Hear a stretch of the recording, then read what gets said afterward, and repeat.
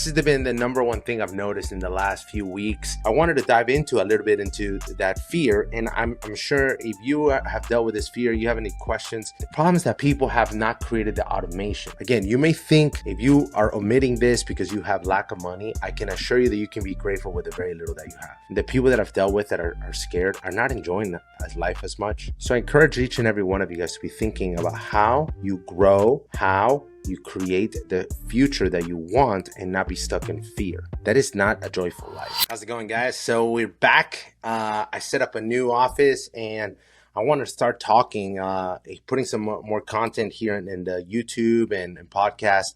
And the big thing that I wanted to share is just the lessons learned, whether it's business or money, right? And today I have something good for you guys. And I've been really thinking about the effect of fear. Right?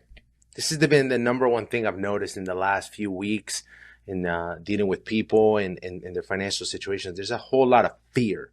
And the fear is not even that they're scared of the market. It's not that they're scared of the conflict. It's not that they're scared of, politicians. What they're scared of is what to do.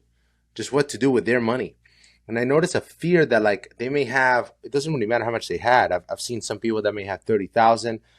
I met somebody that had 200,000 and people are concerned. They're like, I don't know what to do with it. And they're just stuck not taking an action. They're stuck contemplating of what it could be, what might not be, and how they can improve it. But there's no decision. It's just they're stuck in inaction. And this causes a series of problems because people may have this money, but they're missing out on growth. They're missing out on opportunities. They're missing out on what life could be like. Heck, they're not even enjoying it. They're just stuck with this money and they don't know how to take an action. So I wanted to dive into a little bit into that fear. And I'm sure if you have dealt with this fear, you have any questions, you can find me in Instagram, LinkedIn, Financial Enablement Instagram, and reach out and we can help out because this is just a reframing of the mindset about it, right? So the fear of what to do with money, the biggest thing, I'm gonna give you guys three key points.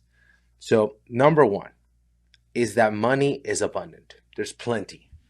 We have to go into it in a state of there's plenty. There's enough money for us to send it to other countries. There's enough money to donate to church. There's enough money for us to give it to causes. There's just an ample amount of money. And all it is just how you think about it. It's all how you think about it. So if you have money, you cannot be saying, oh, this is not enough. I'm worried I'm going to run out. Or I'm worried that it's not going to be there, right? Every single thing that you say, you're actually making it into real. Like if you're worrying, you're causing the problem. Instead of being excited and grateful for what you do have. Right? So that's the first thing. We have to be thinking that money is abundant, that it is plenty, that there's going to be enough for you, that there's going to be enough for your kids, that you're going to be a good steward of it, that you're going to be able to pass it on, you're going to be able to create income protection, income replacement, and then generational wealth. That's the first thing. We have to be thinking in abundance. Okay? There's plenty. The second thing is that when it comes to money, you just have to come up with a strategy of what to do with it outside of your emotions. So 2 is strategy. Whether you're allocating a given amount towards your debt, you're allocating a given amount towards your saving, you're allocating a given amount towards your things you enjoy, and set up a plan, an automated plan that you know, let's say you have $1,000, 200 goes towards debt, or 300 goes towards debt, 200 towards saving, another 300 goes to long-term saving. That is $800. And then the other 200, you're just putting it and having fun with it. This is just like a treat.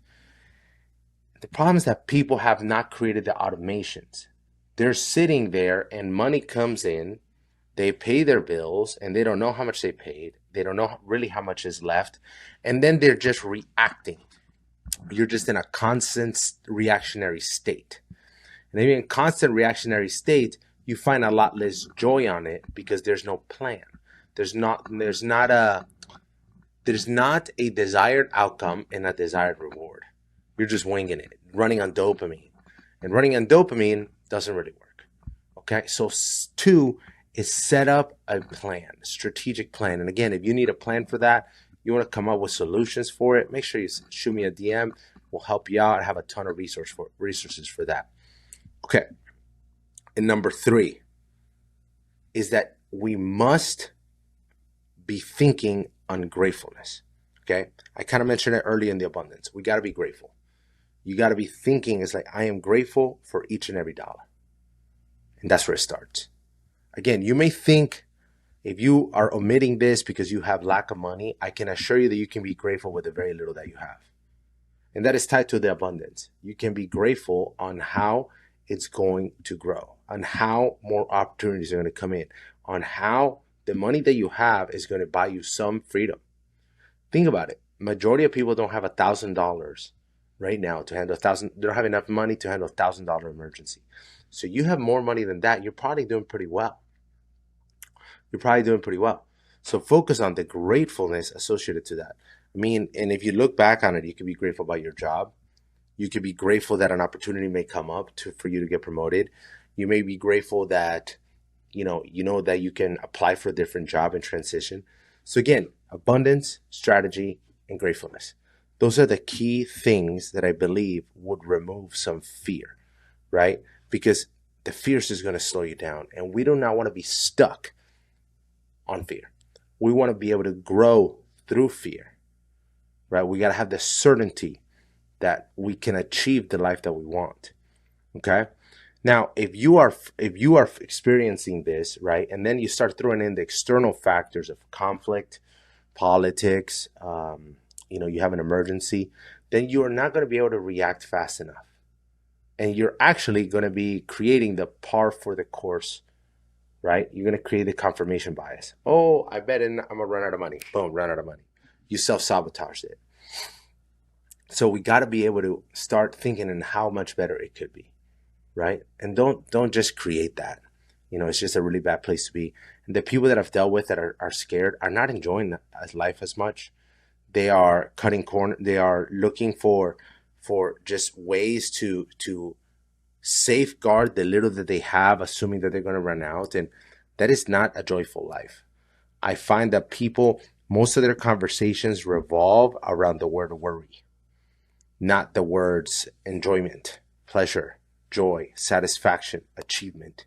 And that is a big difference when it comes to how we think about money. So I encourage each and every one of you guys to be thinking about how you grow, how you create the future that you want and not be stuck in fear.